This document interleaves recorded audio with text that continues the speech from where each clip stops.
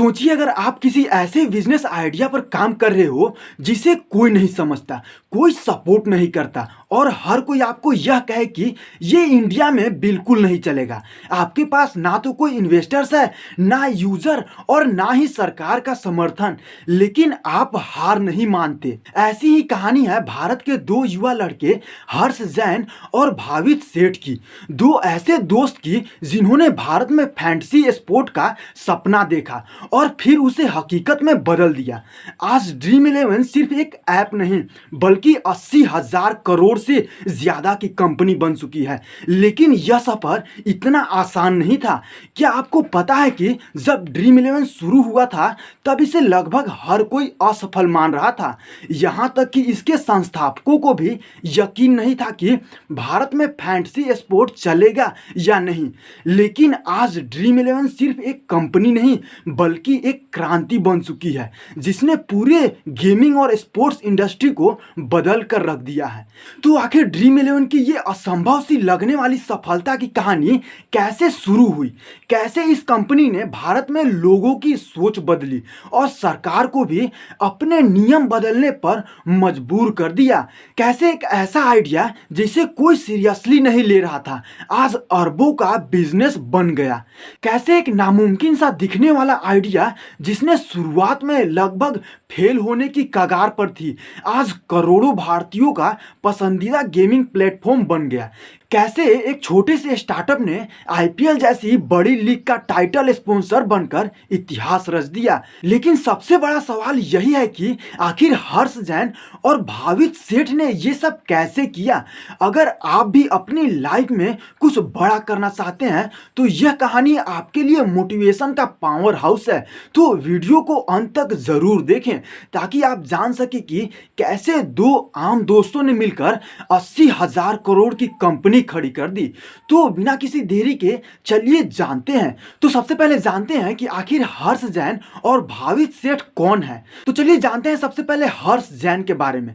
तो वो बचपन से ही टेक और स्पोर्ट्स के दीवाने थे। हर्ष जैन क्रिकेट और फुटबॉल के बड़े फैन थे। उनके पिता आनंद जैन जो मुंबई के बड़े बिजनेसमैन थे, उन्हें हमेशा बिजनेस के बारे में सोचने की सलाह देते थे। लेकिन हर्ष को सिर्फ बिजनेस नहीं बल्कि स्पोर्ट्स और टेक्नोलॉजी का भी जुनून था। उन्होंने मुंबई से स्कूलिंग की, फिर यूनिवर्सिटी ऑफ पेनिनसिल्वानिया से इंजीनियरिंग और एमबीए किया और बाद में कोलंबिया बिजनेस स्कूल से पढ़ाई की।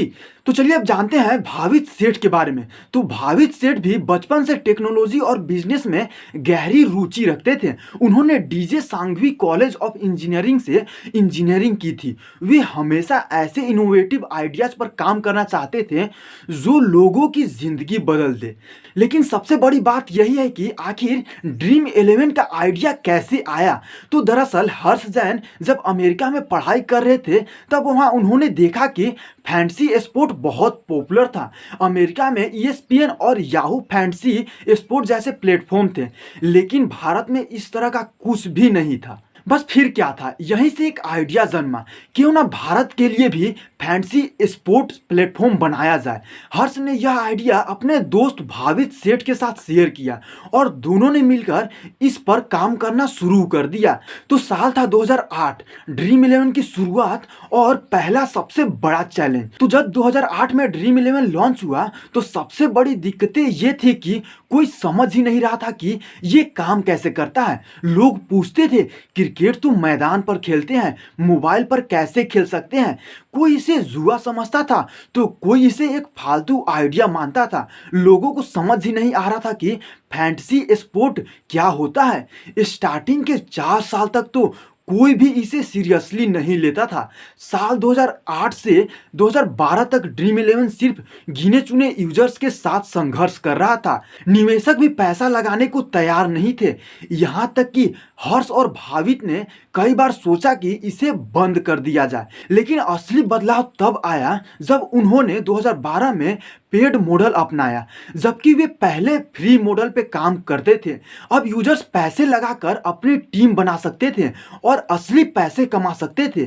तो साल 2015 जब आईपीएल से ड्रीम 11 को पहली बड़ी पहचान मिली। 2015 में आईपीएल और अन्य क्रिकेट लीग्स की पॉपुलैरिटी बढ़ गई थी। ड्रीम 11 ने इस मौके को पकड़ा और धीरे धीरे फैंटेसी स्पोर्ट का क्रेज बढ़ने लगा। फिर धीरे धीरे बड़े क्रिकेटर्स ड्रीम 11 को प्रमोट करना शुरू कर दिए।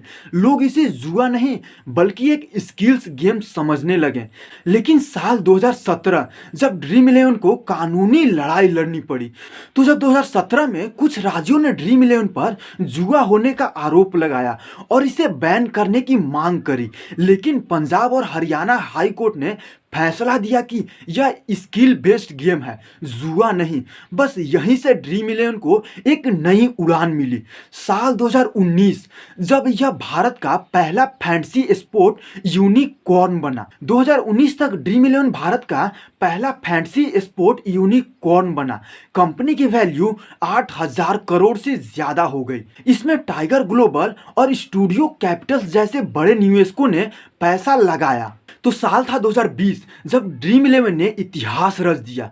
2020 में कोरोना महामारी के दौरान जब सारी स्पोर्ट्स लीग्स बंद हो रही थी, तब भी ड्रीम 11 की पॉपुलैरिटी बढ़ती गई।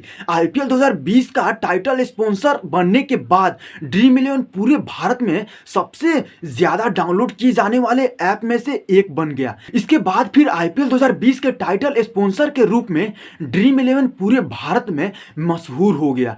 आज ड्रीम 11 सिर्फ एक स्टार्टअप नहीं बल्कि भारत के गेमिंग इंडस्ट्री का सबसे बड़ा नाम है। 10 करोड़ से ज्यादा यूजर्स, 80,000 करोड़ से ज्यादा की वैल्यू, हर दिन लाखों लोग इसमें खेलते हैं और पैसे कमाते हैं। अब ड्रीम 11 सिर्फ क्रिकेट तक ही सीमित नहीं है बल्कि फुटबॉल, कबड्डी, बास्केटबॉल और कई अन्य स्पोर्ट्स भी इसमें शामिल हो चुके हैं।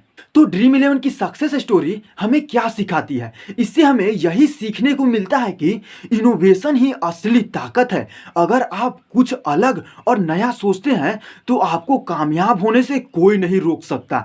हर बड़ा आइडिया पहले लोगों को अजीब लगता है। जब ड्रीम 11 शुरू हुआ था तब इसे कोई नहीं समझता था, लेकिन आज यह अरबों की कंपनी बन चुकी है। संघर्ष का दौर सबके जीवन में आता है, लेकिन अगर आप धैर्य रखते हैं और सही दिशा में मेहनत करते हैं तो सफलता निश्चित रूप से आपको मिलती है। इसलिए बड़ा सोचो और अपने आइडिया पर भरोसा रखो। हर इनोवेशन को पहले रिजेक्शन ही मिलता है। संघर्ष का दौर सबके जीवन में आता है, लेकिन हार कभी मत मानो। तो अगली बार जब कोई नया आइडिया आपको आए तो उसे फालतू समझकर छोड़ मत देना। शायद वही आइडिया आपको लाखों करोड़ों का मालिक बना दे। तो दोस्तों, उम्मीद करता हूं कि आपको ये वीडियो पसंद आई होगी। तो वीडियो पसंद आई तो वीडियो को लाइक जरूर करें और अपने दोस्तों के साथ भी शेयर करें। और आप कमेंट करके बताएं कि क्या आप ड्रीम 11 खेलना पसंद करते हैं। तो इसी तरह के इंटरेस्टिंग वीडियो के लिए चैनल सब्सक्राइब करके बेल आइकन ऑन कर लें। तो चलिए मिलते हैं नेक्स्ट वीडियो में। तब तक के लिए टेक केयर, बाय बाय।